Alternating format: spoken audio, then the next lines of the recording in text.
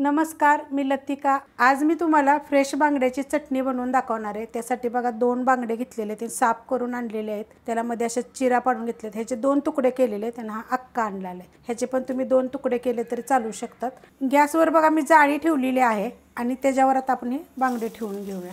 आणि काय करायचं माहिती आहे का, 2-2 मिनिटांना आपल्याला अशा मीडियम गॅसवर भाजायचे, 2-2 मिनिटांना हलवायचे, पुढे मागे असं करायचे, म्हणजे चांगले भाजले जातात। मस्त असं भाजलं गेलंय बघा, सगळ्या साईडून मी असं हलवून चांगलं भाजून घेतलेलं आहे। मस्त असं भाजलं जातं हे बघा, सगळीकडून असं मस्त असं फिरवून असं मी भाजून घेतलेलं आहे। तर हे मी काढून घेते। बांगडे बघा काढून घेतलेले आहेत, बघा किती छान असे भाजले गेलेले आहेत, मस्त असे भाजले जातात हे बघा। असे आपण काय यांना तेल वगैरे काही लावलं नव्हतं, असं डायरेक्टच ठेवलं होतं। गॅस चालूच आहे आणि त्याच्यावर जाळी आहे तशीच, मी फक्त बांगडे काढून घेतलेले आहेत आणि एक टोमॅटो बघा असं चिरा पाडलेला आहे, जसं आपण वांग भाजताना कसं पाडतो तशा पद्धतीमध्ये। आणि त्याच्यावर ठेवणारे मिरच्या, आता तुमच्या तिखटाप्रमाणे मिरच्या घ्या, कमी जास्त। ह्यात काय माहिती आहे का, सुकलेल्या जरी मिरच्या टाकल्या तरी चालतील, आणि तुमच्याकडे जर लसणाची गड्डी असेल का नाही अख्खी, तर ती टाकली तरी भाजायला चालेल। आता मी हे अशाच पद्धतीने का ठेवणार आहे आणि भाजून घेणार आहे। मिरच्या, टोमॅटो आणि लसूण पण आपला भाजला गेलेला आहे बघा। आता मी गॅस बंद करते आणि ह्याला काढून घेते। हे टोमॅटो काय करणार आहे, मी बारीक करून घेणार आहे, कापून घ्यायचं। आणि मिरची आणि जे लसूण आपण जे भाजलेलं आहे ना, ह्या लसणाला मी कुटून घेणार आहे, दोन्ही एकत्र।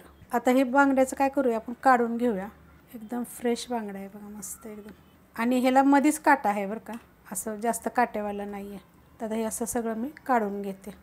बांगडा बघा मी साफ करून घेतला होता, आपण जो भाजला होता तो, त्याच्या काट्याचा मधला जो कन्नाटा आहे ना, डोक्याचा भाग, हे सगळं तर सॉफ्ट सगळं काढून घेतलेलं आहे। एखादा जर त्यात काटा राहिलेला असला तर तो पण काढून घ्यायचा। कढई गरम करत ठेवली, त्यामध्ये तेल टाकून घेऊया। तेल एकदम आपल्याला थोडंसं टाकायचे आणि गरम होऊन देऊया। तेल गरम झालेलं आहे, त्याच्यामध्ये बघा 2 मीडियम आकाराचे कांदे मी चॉपरला बारीक करून घेतलेला। तर ह्या कांद्यांचं सांगते, कांदा पण जर जाळीवर भाजून घेतला का नाही तरी चालेल, आणि त्याचं काय करायचं ते पण तुम्हाला मी आता ही रेसिपी करत सांगते। तुम्ही तशा पण पद्धतीने जर केला ना तर चालेल। कांदा पहिला चांगला भाजून घेते।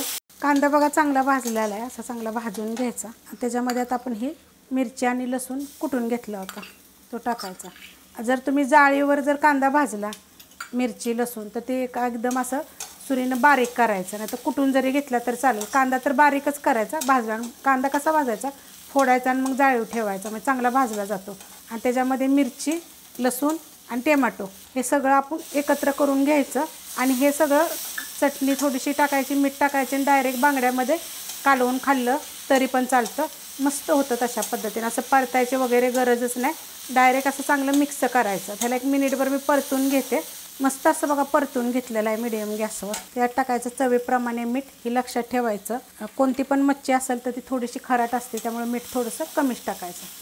ह्याच्यात टाकणारे मिरची पावडर, कलरवाली पण आणि तिखटवाली पण आहे, अर्धा चमचा। जास्त तिखट नाही, कलरवाली जास्त आहे। गरम मसाला पावडर छोटा अर्धा चमचा, मिरची पावडर पण अर्धा चमचा आहे, आणि गरम मसाला पावडर पण अर्धाच चमचा टाकलेला आहे। त्यात टाकायची आपल्याला थोडीशी कोथिंबीर। हे आता हे असं झालंय ना, असंच खाली कालवून जरी तुम्ही ह्याच्यामध्ये बांगड्यामध्ये जरी टाकलं ना तरी पण चालू शकते, आणि कालवायचं फक्त हातानं, खायचं तसं पण छान लागतं बरं का।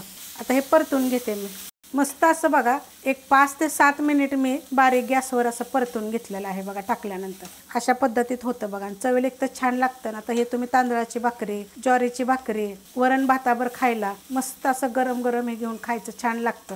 आणि अशाच पद्धतीचं जर तुम्हाला सुक्या बांगड्याचं जर पाहिजे असेल तर तुम्ही कमेंट करा, तसं पण दाखवेन। रेसिपी आवडली तर लाईक करा, सबस्क्राईब करा, कमेंट करा आणि शेअर बी करा।